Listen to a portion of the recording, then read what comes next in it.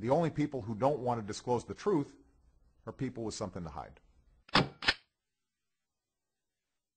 I'm so sick of these birthers. I was going to tell you about this incident.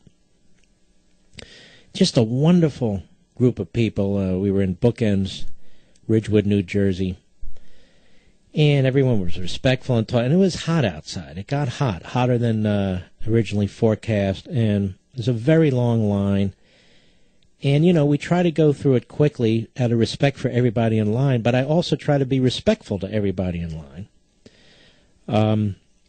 That this fella gets in my face. And first of all, he points to some obscure note on page, I don't know, whatever. And he said, excuse me, folks, and he says, you were wrong about this, you were wrong about it.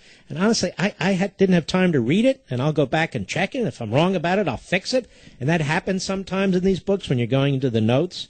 You might put a word where you mean another word or a state where you mean another state. So I'm going to check it out. I just haven't had time. And then he says, and Ted Cruz is not eligible to be president. He's not a natural-born citizen.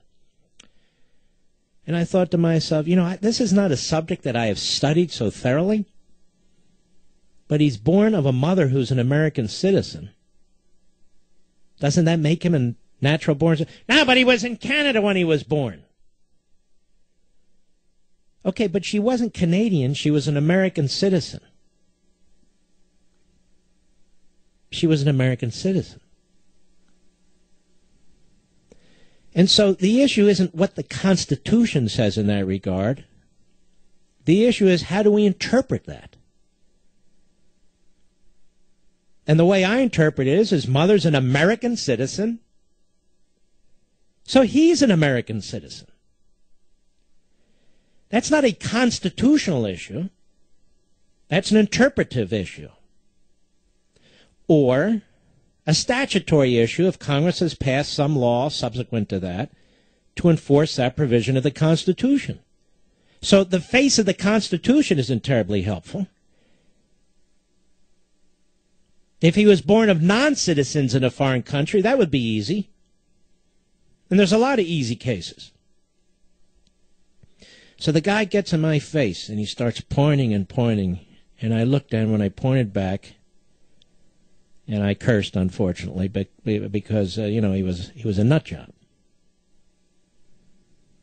And I thought to myself, why do you come here and do that? Is this sort of the way you excite yourself or something? No. So I just want you folks to know who like Ted Cruz. I assume they're going to do this to Rubio or some of these other people too. Whether you like him or not for president, I'm just making a point that now this has become an entire industry. And, of course, Ted Cruz, he immediately issued today or yesterday his long-form birth certificate. Now, some of this is probably coming from the left. So now they're the birthers. But some of it's coming from others, too. The people just get obsessed or conspiratorial, and there's no end to it on a matter like this. And there's nothing I can say or point to that's going to change their mind. But in my view, there's no doubt about it that he's eligible for president should he choose to run. Just as I believe McCain was eligible for president when he ran. So, that's my opinion. You may not like it. But what particularly bothered me about this guy, he was disrespectful in his conduct to everybody else standing there, who were pleasant, talking to each other, you know, listening, watching, and so forth. I'm a big boy. I've seen this and 1,000 times worse. But he was quite obnoxious.